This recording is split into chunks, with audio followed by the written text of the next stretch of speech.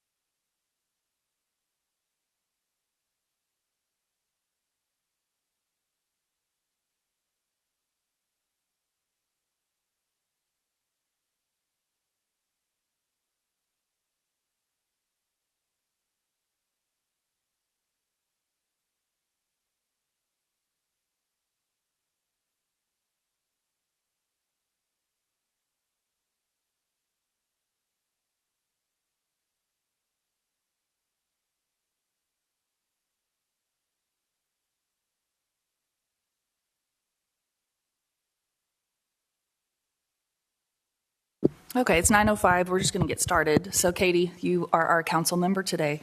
But we have quite a few things to discuss, so we'll go ahead and move forward. Sheriff Johnson says he is on his way. He's injured, so he is taking a little longer than normal, is what he says. Okay, so good morning. Thanks for joining. I call this meeting of the Executive Advisory Council to order at 9:05 a.m. Little housekeeping, as required by the Oklahoma Open Meeting Act, which you can find in 25 OS Section 311. Advance notice of this special, is this a special meeting? This is a regular meeting. Of this meeting was provided to the Secretary of State before December 15th of last year. The notice included the date, time, and location of the meeting, and the agenda was posted Wednesday, April 15th at 11 a.m. And as a reminder, this meeting is being live streamed as always and recorded. So for the audience online to hear, when you're at the microphone, you do have to push the button. It needs to be green. That way people online can hear. Only council members and invited guests will be recognized to speak, along with the public commenters. Those who have signed up for public comment will be called by name as we move through the sign-in sheet, and you'll have 3 minutes to address the council. So Cassie, please conduct a roll call. Chair Adria Berry. Here. Councilmember David Gerken. Councilmember Katie Nail. Here. Councilmember Taras Falenko. Sheriff Tommy Johnson. And I'll note the time he gets here. Okay. We do not have quorum. Okay, we don't have quorum, but we can continue with the meeting, just not take any votes, and that's totally fine. All right. First, we start with public comment to hear from the public, and then we will move on to our agenda items. Our first commenter is Summer Parker. So please come to the spot reserved for public comment and make sure you push the button. And we, as the standard, we set 3 minutes per speaker.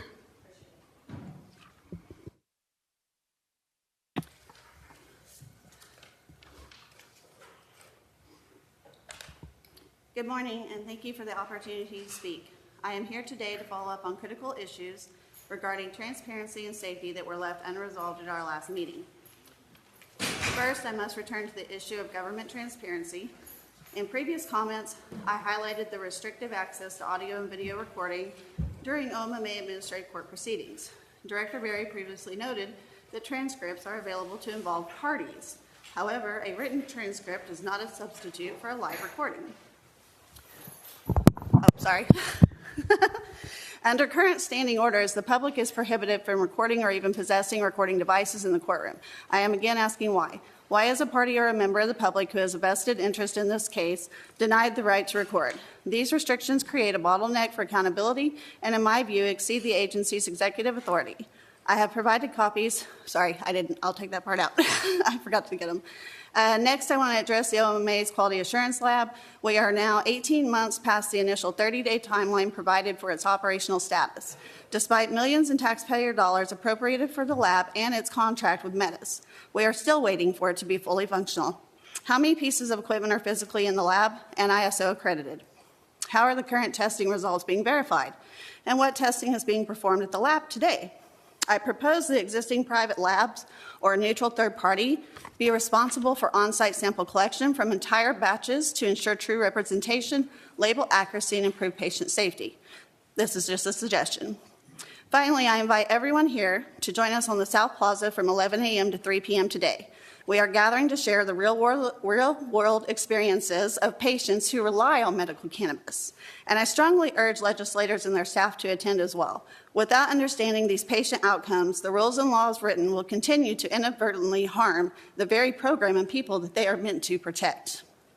We also encourage all business owners and patients to complete the survey being conducted by Patients for Safe Access, Synergistic Cannabis Consulting, and the Cannabis Center of Excellence. We will be delivering these results directly to legislators and relevant agencies to inform them of patient and business needs. So the survey, let me touch on that a little bit more. It is an anonymous survey. It's a 5-minute survey. That data will be collected. There will be reports made off of that. They'll be presented to OMMA as well as to legislators to help improve our program and what the needs of the community actually are. We have a business survey and we have a patient survey. That's all I have for you today. See you at the rally.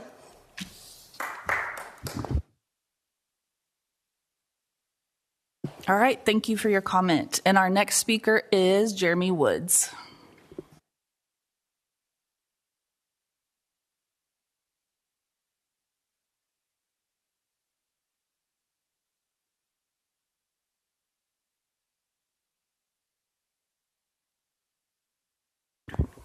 Good morning. I'm Jeremy Woods, Wild West Compliance. I'm here this morning to discuss with you Title 63, Section 427.24A, as well as the current OMMA regulations, 442-10-8-1, E and G. E, authority required testing. The authority may require a medical marijuana commercial business to submit a sample of medical marijuana concentrate, or medical marijuana product to a licensed testing laboratory for quality assurance laboratory upon demand when the authority has reason to believe the medical marijuana is unsafe for patient consumption or inhalation and has not been tested in accordance with the Oklahoma law and these regulations.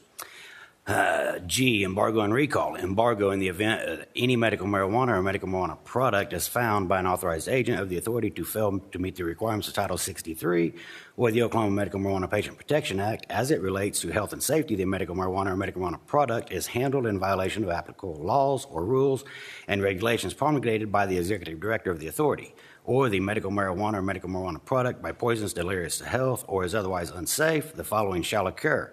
All such medical marijuana and medical marijuana products in the possession of a commercial licensee shall be immediately affixed with electronic tag, physical tag, and/or the appropriate markings or hold, including a hold in the state's inventory tracking system, giving notice of the reason that the medical marijuana or medical marijuana product is subject to embargo. The affixed tags or electronic hold shall further warn all persons not to remove or dispose of medical marijuana or medical marijuana products by sale, donation, or otherwise transfer without permission of the authority. The last EAC council meeting, it was stated by OMMA Chief Science Officer Bobby Gramling that OMMA had revoked a laboratory license in January of this year for non-compliance testing. Can you please tell us when these non-compliant tested products were put on administrative hold? Can you tell us if any of the products was actually retested? And if they was retested, did they pass or fail? If they failed, did they move to the embargo process? Do you know the last time the administrative hold was used in the state seed to sell program as described was June 10th of 2024 that I can find in all the metric accounts? Do you know if some of the product was on hold for 3.5 hours on June 10th of 2024 is actually some of the same stuff that's on the recall list today? How did that happen? We got to protect the patients. That's what the authority is supposed to be doing. Thank you.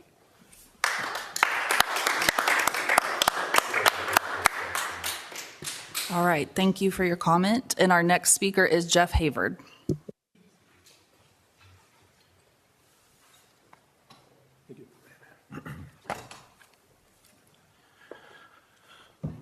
All right, so my name is Jeff Havard. I'm with Havard Industries Testing Lab, one of the transparent testing labs here in Oklahoma, or the only one as far as I'm aware. So I have 3 comments to make. I will try to get through these in the amount of time here. One of our main topics that we want to cover is the THC potency inflation issue. So we've been reporting on this and put out public reports for the last couple of years now. We now have a current other report that we have for April that's showing that a lot of the THC is inflated in a lot of the products that are on the shelf.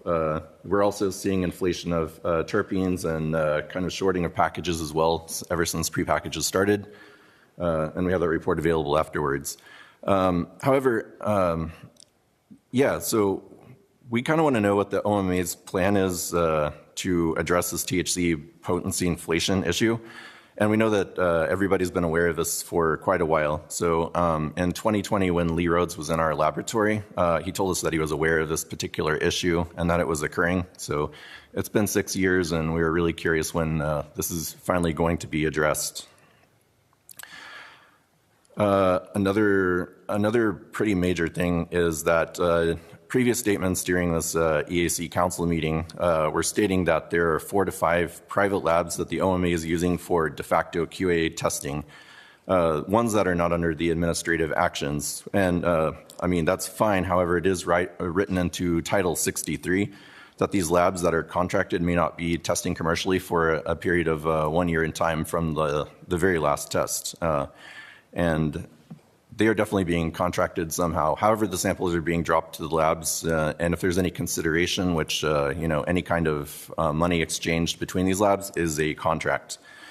So we are curious when these particular labs will be ceasing operations, since everybody seems to be non-compliant at this point between the labs that have the administrative actions and the other ones that are now de facto testing for the OMMA as well. The last thing I wanted to address was that we heard that the OMMA QA lab was seeking ISO accreditation, the 17025, which is appropriate for a testing laboratory, a standard testing laboratory.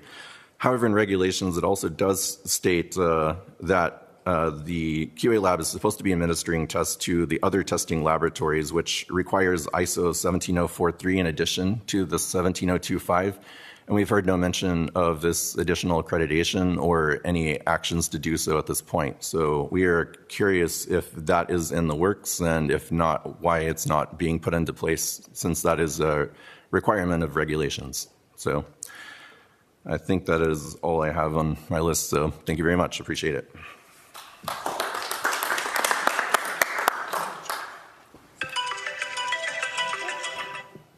All right, thank you for your comment. And our next speaker is Mo.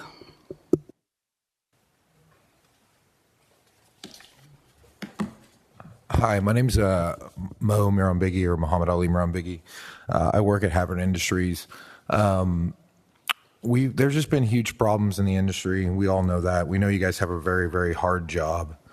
It's not easy, but you guys also have information to work from California, from Colorado, from other states that have had medical programs longer than we have. I think it's just really rough to see the government should be not above criticism, which I think you guys are trying to do a job of accepting certain criticism. Obviously, nothing is going to be perfect.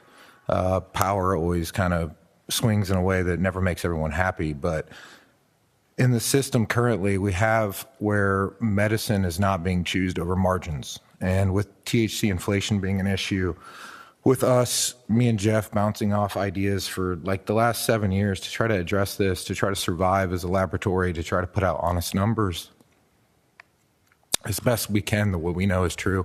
Not that we're the bearers of truth. But then the last year to be like live streaming, to have transparency, to build the trust. Is OMMA, when they open up their QA lab, are they going to be transparent with the science in order to build that trust? Are they going to be transparent with who they're auditing, with making it equitable of who you're going to audit? If someone has 40% of the market, should they get 40% of the audits? There's the information within metric of being able to have it be transparent, and then we can put AI or even just data analytics to the information and see, oh, wow, these averages are kind of completely unrealistic. You could pay a little bit of money to consultants in the cannabis industry across worldwide, and you can be like, is this genetics make sense for these numbers that have economic interest for people to manipulate data, to get more money, to... Then they're stuck in a catch-22. I'm not trying to demonize anybody. I get everyone's got bills to pay at the end of the month, and it's not easy. It's definitely not easy whenever there's a lot of fugazi things happening. I just wonder, is it going to be equitable on the surveillance? Is it going to be equitable for people that have been around? What stinks for us is we've had a lot of clients come in and come out because, they get cognitive biases of what they think. No one gets in the industry thinking I grow the worst weed. So people usually get in thinking they grow really good stuff. You give them analytics and numbers, and then those numbers, because pre-packaging, people can't actually see the flower, they can't smell the flower. So then it becomes strictly a numbers game of what's on the label, and it makes it hard for us to survive when we are just trying to be transparent. I think these scientific, the safety before you get to the patient, that safety should be transparent. Every level of school, you're supposed to show your work in math and science. But then as soon as it becomes industry, then it becomes proprietary. And I think proprietary is a convenient excuse for manipulation. Selective transparency is manipulation. So that's what I have to say. Thank you. Okay, thank you for your comment. Next, we have Angela Johnson.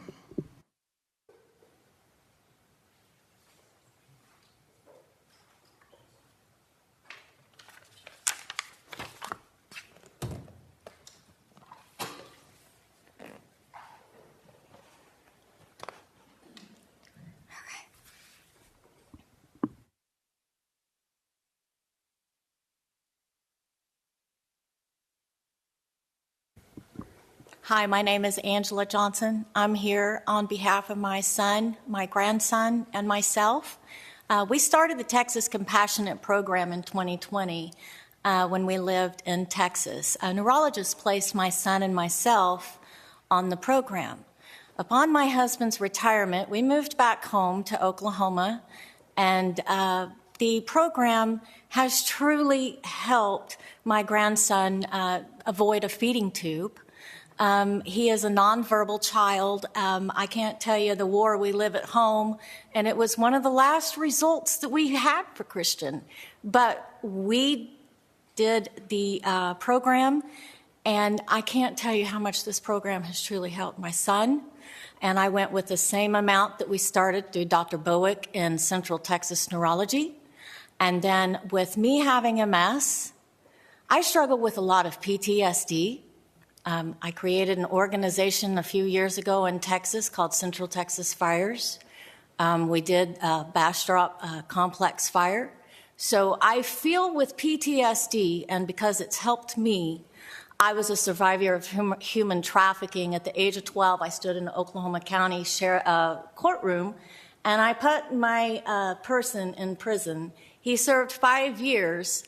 It was called hard time, 5 years. He walked out in 2 years, and I was the age of 12.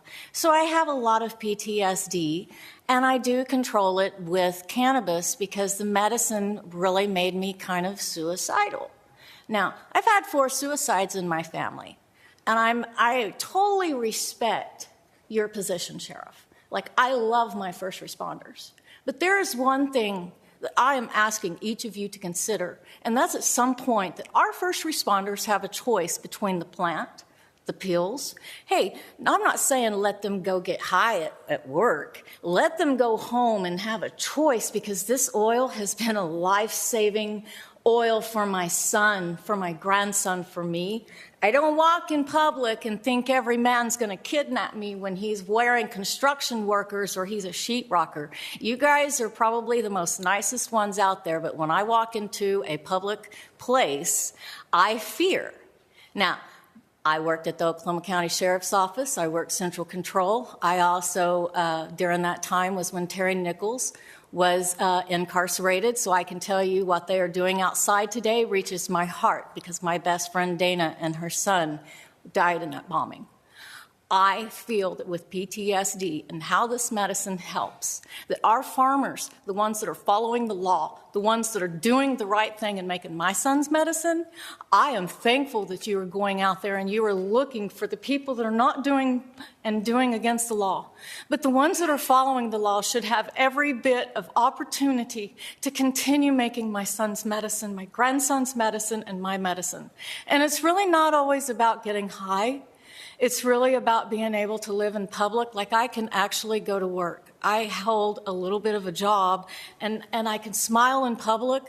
I enjoy the fact that your program may be a little different than Texas, but having that open opportunity to be, okay, if I want to raise my THC, I can. For me, for my boys, it's a very low dose of 1 to 1. That means that dose has helped me as well. So even a very low dose of the plant with just maybe a little THC, having our first responders have a chance to that instead of having to put up with the side effects of medicine that may cause our suicide rates. I lost people to suicide, and I care about my first responder, Sheriff. So I am asking you to please think about this next legislation to allow our first responders a chance to have plant or pills. And no offense against Donnie, I think all of you guys are great up there at the narcotics agencies with OBN and up there in Edmond. That's where I'm from. I respect your jobs and your positions, but I also feel that first responders should have a right to sit home after they have picked up a dead child off the street and be able to choose a plant or pills. Thank you for your comment so much. Thank you so much.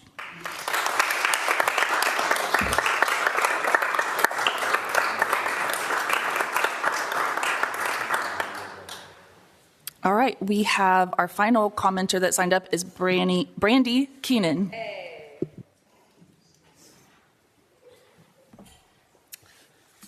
Good morning, everybody. I'm Brandy Keenan. I'm the owner of OK Canna Consulting and also the executive director of PCA.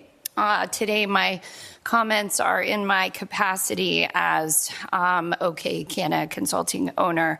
First of all, Mo and Jeff, thank you so much for bringing light to some of the issues that we're having in the industry, which I know OMMA is very well aware of.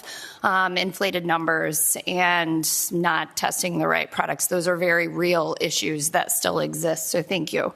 Angela, thank you so much for your story. How beautiful and how sad as well.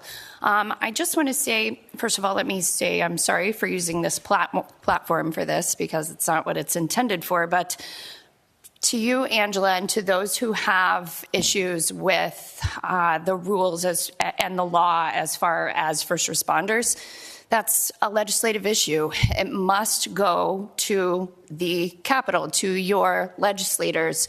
So for those of you who are upset in this industry about the things that are going on, talk to your legislators. Figure out who your legislators are. We do not have a voice. I've spoken to the legislators, not all of them, of course, but many of them. They don't know. They don't hear you. They're not hearing from you. So we are sitting in this room right now, and most of them are not hearing from very many of you. That is where we go to affect change, not in the EAC meeting.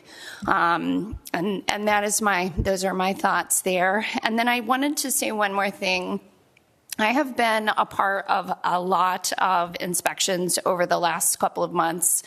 And I want to say again to OMMA, the inspectors are so respectful, professional, and incredible. And I had the unfortunate experience of being a part of an embargo a little while ago. And even the investigators who came in were incredible, professional, respectful, and it was really, really, for as negative as an experience it was really great. So I really appreciate the professionalism of your staff. I'm grateful for that.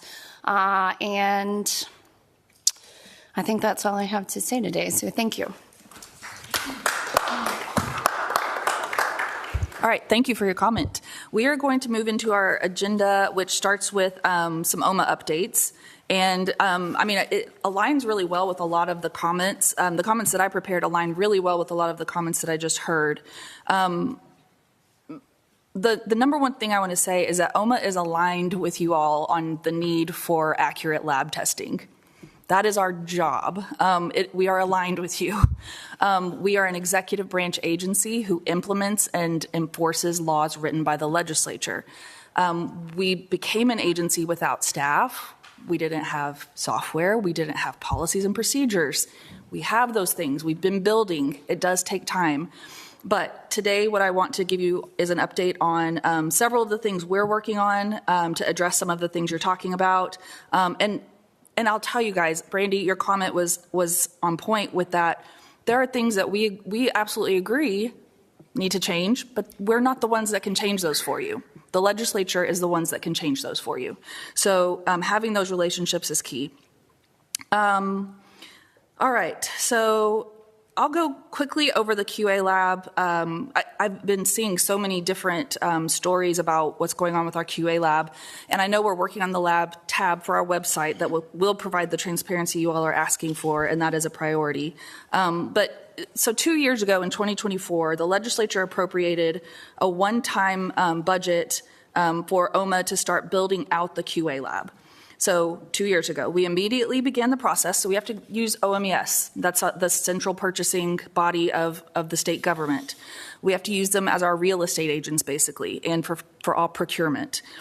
So we began the process to locate the space, to have the construction done, to purchase the equipment, hire and train staff, and start the method validation processes for 17025 and 17043. You are correct.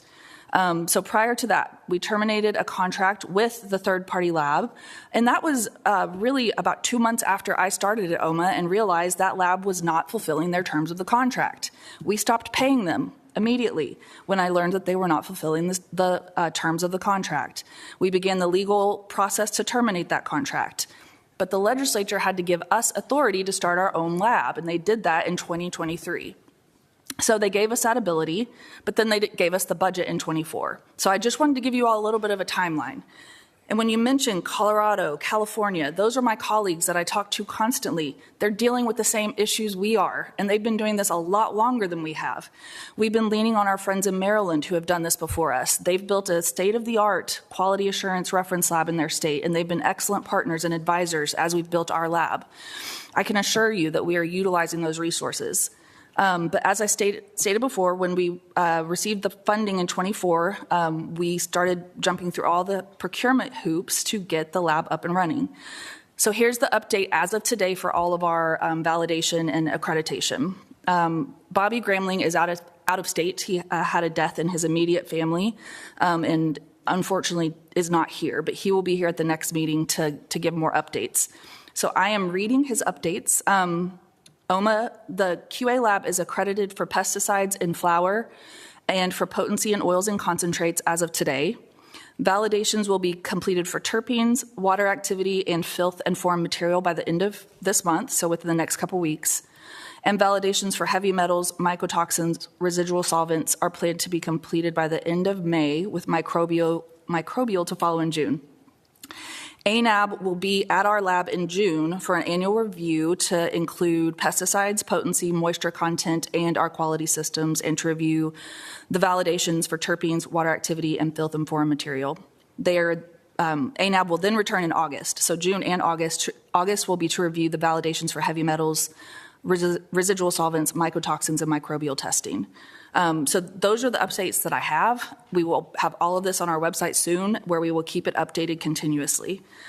And that's really all I have on the lab piece, but I did want to talk about a couple of other things. The legislature finished their budget earlier than they ever have in history of ever, I think, and they appropriated us with a flat budget, meaning no increase, no decrease, no special funding for any special projects, and that appropriation is $37.6 million, which it has been for the past several years.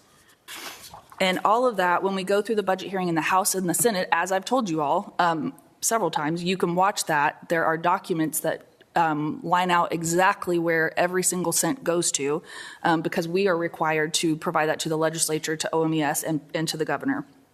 So it's all available to the public. I wanted to follow up from the last meeting when we were asked Sheriff Johnson about a list of licensees on the OMMA website, and I've confirmed with my staff that that doesn't exist. It's not a thing. So we don't provide a list that anyone could use as a list to find licensees. There are commercial websites that help connect customers to stores that do list dispensaries. But you would have to know the license name or license number to look up a license in our OMMA Verify system. So I wanted to follow up on that from the last meeting. And next, I'm going to turn it over to our Chief of Compliance and Enforcement, Jesse Brewer. He's going to give some high-level updates on our business licensing, compliance efforts, and enforcement efforts.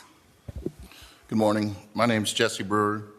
I'm the Chief of Compliance and Enforcement, and what that entails is I have the privilege of overseeing our Commercial Licensing Department, Compliance Department, and Office of Investigation and Enforcement.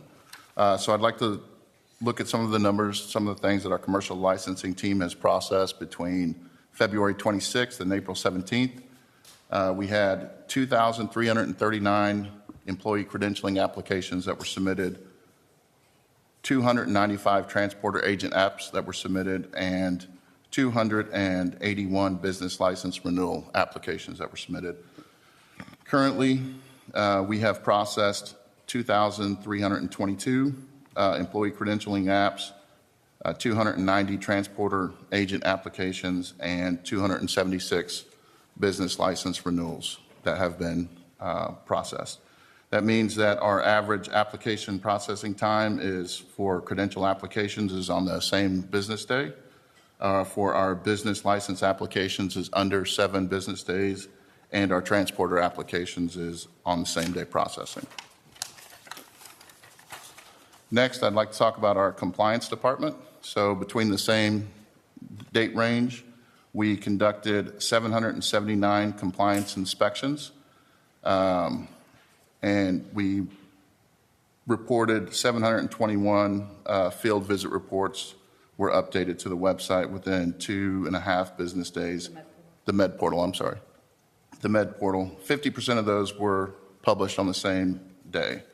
That team has also, 50%? Yes, 50% published on business day one. You're right. I don't speak as well publicly as the executive director does, so she can correct me every once in a while. Our visits, we escalated, so that team escalated 57 calls for further investigation to our OIE team, which is our Office of Investigation and Enforcement. There, in the same date range, our investigation and law enforcement unit conducted a total of 83 investigations. We assisted with state agencies 13 different times. We conducted, of the 83 investigations, we moved forward with 65 administrative actions against licensees. We had a total of a little over 40 calls for assistance from various agencies from state, local, and federal level. We also, in this time frame, we hired a recall coordinator who has had quite a bit of experience with the FDA, so he's going to help us with our recalls and our programs going forward. Thank you, Jesse. Any questions from council members on my update or Jesse's update? Did you say when the QA lab would be up and running? I went through the dates that we'll have all of our validations, so it's at the end of that. Okay. When we receive our full accreditation, we're already accredited, for pesticides in flour, potency, and oils and concentrates. So we are we're there. We're stair-stepping it so that we can be working while we're going through the validation process. Executive Director Berry, I wanted to thank you for your you looking into that. As you well know, and like I presented last time, I get these questions from time to time. I don't know, and so I appreciate you getting that information too, so I can then pass it on to the citizens that come up to me. Thank you. Any other questions on our updates?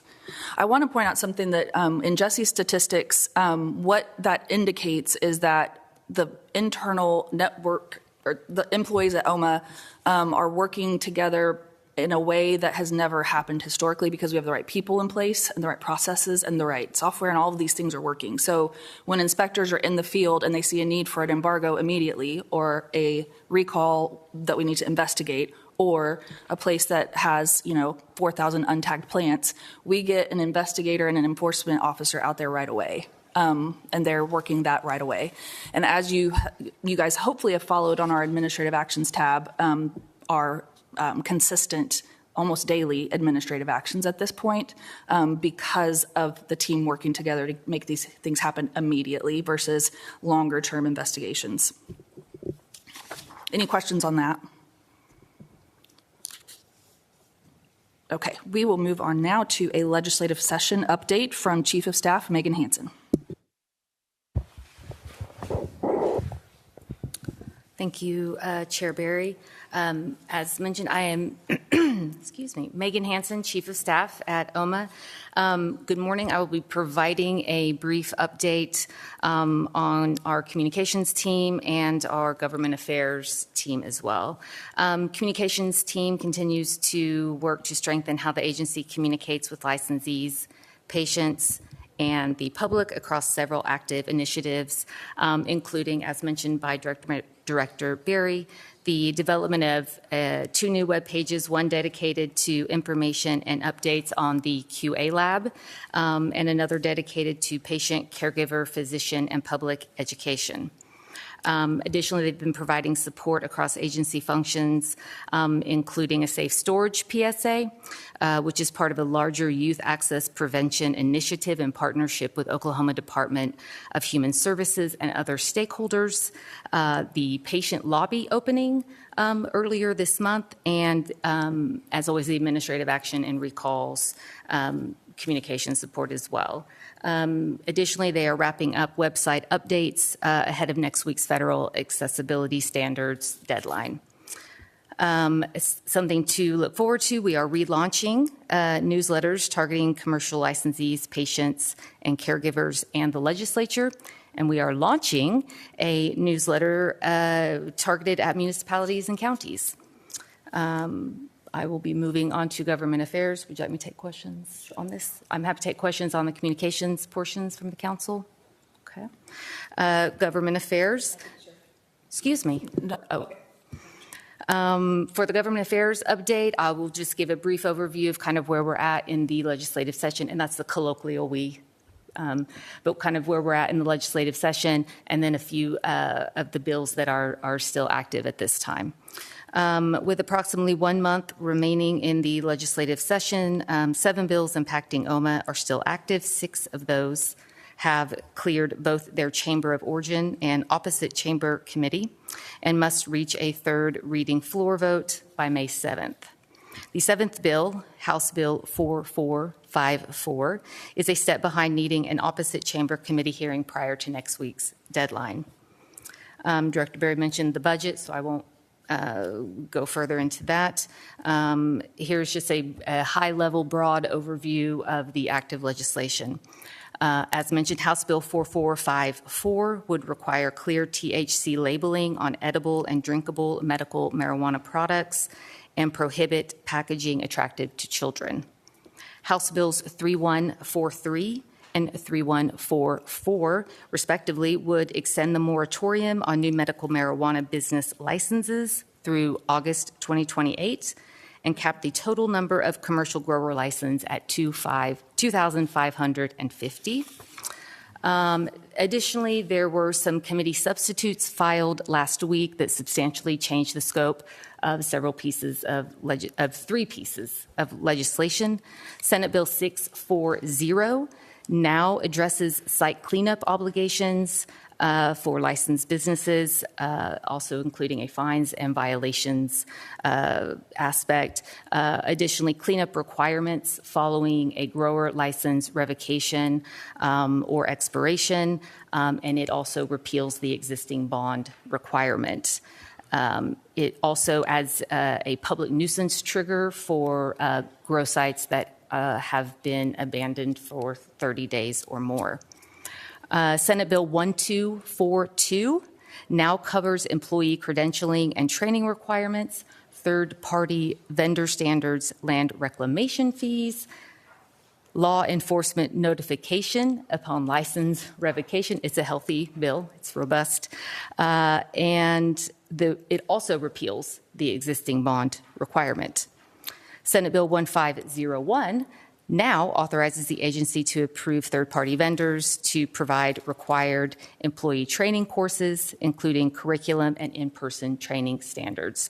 Of note, both Senate Bills 1242 and 1501 contain conflicting language on the third-party vendor training. The authors of those bills indicated in committee on Wednesday their commitment to reconciling that language prior to the bill making it to the governor. Also of note is Senate Bill 3, which we understand is in flux with some language changes at this time, but essentially it's our understanding it's looking to potentially address THC products in outside of dispensaries, essentially. So happy to entertain questions with the permission of the chair from the council members, both of you. Any questions for Megan? Thank you. Thank you for your update, Megan. Okay, Councilmember Katie Nail shared a few items that she would like to address. So, Katie, I will turn the floor to you. Well, we can skip over A because you answered both of the questions I had there on the lab certification and accreditation. On my second one, has OMMA thought about, in working with Metric, or paying the fee to get the records from Metric, so that, because there are other states out there that run the data, and you can see, what labs are maybe reporting numbers failing when, or passing when they should fail. We do that. We have a whole team that does that.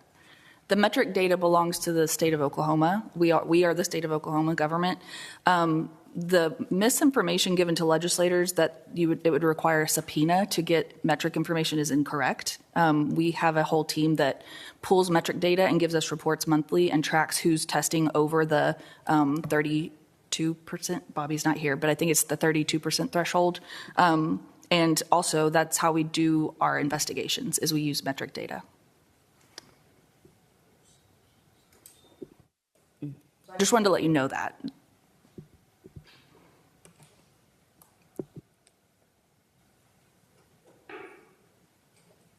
How do I ask this? Well, Yasha I think he's from Maryland. You can, you pull all the data, and so do you pull all of the data from the metric to get the graphs and that show, I mean, all the stuff, but Yes, show and the- I think maybe where you're going also is Oklahoma statutes have a limitation that other states don't have. And we didn't request it. We don't know where it came from. But in 2021, I believe, 2020, it was put into law that all metric data is confidential and not subject to open records. So it's not something we publish, but we utilize it internally for our investigations and for to understand the trends. Okay, that's what I'm asking. Okay. Is for that data to Oklahoma we can pay a state fee to get that, so that it could be to the public so that we can see. If the statute were changed, which we don't have the power to do. Anyone that thinks I have power is incorrect, or above criticism is incorrect. I am not an elected official, so the legislature would have to change the law for us to be able to produce metric data.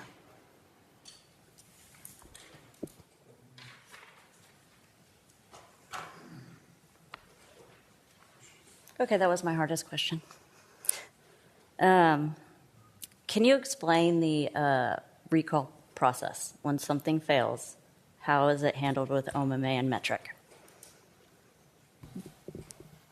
Mostly, yes. I'm kind of the last piece of that puzzle where they bring me the work that they've done and then I sign off on it.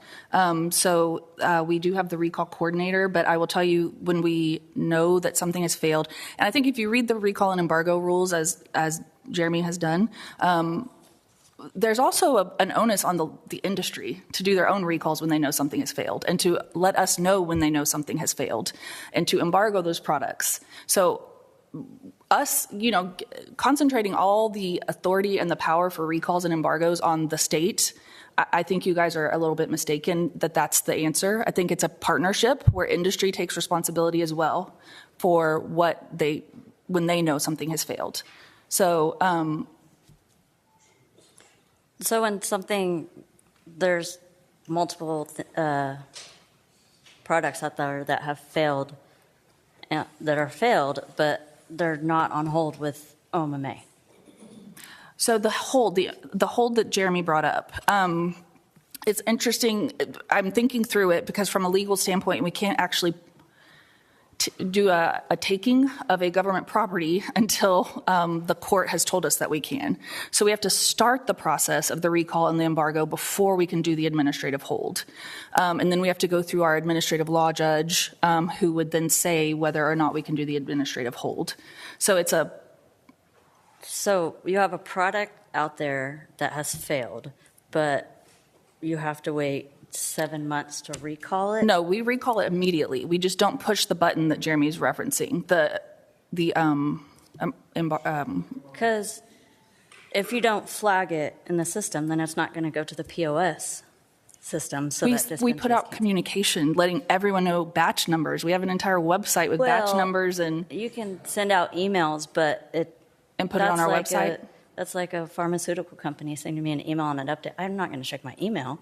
But if it's in a system where it needs to be, then that's going to protect patients. So if a product has failed and goes on hold, then it shouldn't be sold to patients. So we shouldn't hold dispensaries accountable for pulling the products that we let them know are recalled off their shelves. Right, they're responsible for taking it off, but it should be OMMA's responsibility to have an appropriate notification in a system that everybody uses. Okay, so I'm curious what that looks like to you. When something goes on hold, then you... So you're talking about the hold, which is we can do at a certain point, but we can't do it at the point I think that you're asking legally. And maybe we could look at a law change there. Yeah, because I would think that whenever a test has failed, then it's OMMA reports to metric. Is that correct, or is it metric that reports to OMMA? No, we use metric data. I mean, they're a vendor. Yeah. Okay. So why would something that's unsafe to the public not be put on hold to not be sold or? Well, yeah. So we give notice to the public, which is very normal in like FDA recalls that have been happening for centuries or decades at least. So we give notice, and then we file it with the court, who then will determine when it can be put on an actual hold. So maybe we can look at revisiting the rules and the wording, and we can work through that. But that is a legal taking, which is a constitutional issue that requires due process. I hear what you're saying, but I also think maybe I'd be happy for us to talk more about it. I promise you we are putting out notices every time there's a need for a recall, and we are communicating to the best of our ability. And so we can talk through how that could be made even better so that dispensaries know to pull those products. I think that would be a great idea so that people are not buying products that are unsafe unknowingly. Yeah, I think that'd be great too. And I think it would be great if like growers and processors would stop producing products that make patients sick. That'd be great.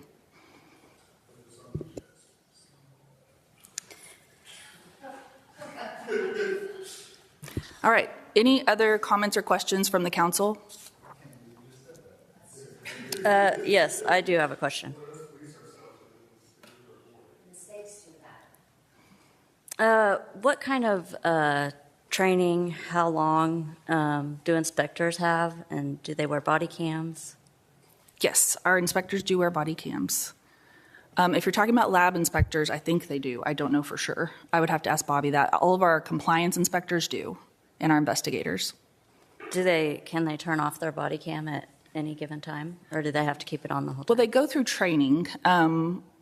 Jesse and his team, there's training that they're held responsible to, but no, they keep it on pretty much the whole time until they're off the site. But I don't know. Do you have any? Our compliance team will keep it on. So we have policies and procedures regarding the body camera. They follow those policies and procedures. Our compliance team will keep an active camera on while they're on site. Our investigation team will sometimes have legal conversations or consulting times with our legal department. So in some situations, they have to turn them off and turn them back on. But we have policies and procedures in place that cover when they can and when they can't. If different inspectors go out to the same site and they give conflicting information, is there a process that can be rectified? That is a problem, and we're working on it. So Jesse's the new chief of compliance and enforcement. He's putting together a better training academy than we've had for our inspectors, because there have been inconsistencies depending on the regions and their supervisors, and we're aware of that for sure, and working to standardize the training. And one more question. Does OMMA do you guys consider yourself as public health? Yes. Well, it's in our mission that we regulate for public health and safety. Okay. On Oklahoma stature, remember I'm medical, so if I say this wrong, I apologize. 63-427.3 states that OMMA determines the step that the state shall take, whether administrative or legislative in nature, to ensure that research on marijuana products is being conducted for public purposes, including the advancement of public health policy, public safety policy, ergonomic and horticulture best practices, and medical and pharmacopoeia best practices. Where is OMMA on providing these services? Yeah, we are work in progress. That is something that was under Chief Science Officer Lee Rhodes. When he retired, it went to Bobby Gramling, the public health piece. Right now, he's having conversations with states like Minnesota, Michigan, and New York specifically about their public health departments, so we know what credentials we're looking for, because we've tried a couple of things, and we have to make sure we have someone that understands being in a regulatory body and what that means, working for the government, but having that public health expertise. And so working to find the credentials that we need to look for and the positions, and building that team out. Don't you have an epidemiologist? We do have an epidemiologist, yes. Okay. So maybe OMMA, I mean, it would be great to come up with some education for businesses, patients, Sheriff Johnson, sorry, state regulators. Like, I think that is a very important piece when it comes to public health. Megan did mention that that is in progress, yes. So we agree. All right. Any other comments or questions from the council? Okay. So seeing no further matters to discuss, I'd like to thank all of you for your time today. Our next meeting is scheduled for Friday, July 17th at 9 a.m. We're scheduled to be here in the same room, room 230, and if there is nothing else, I will adjourn.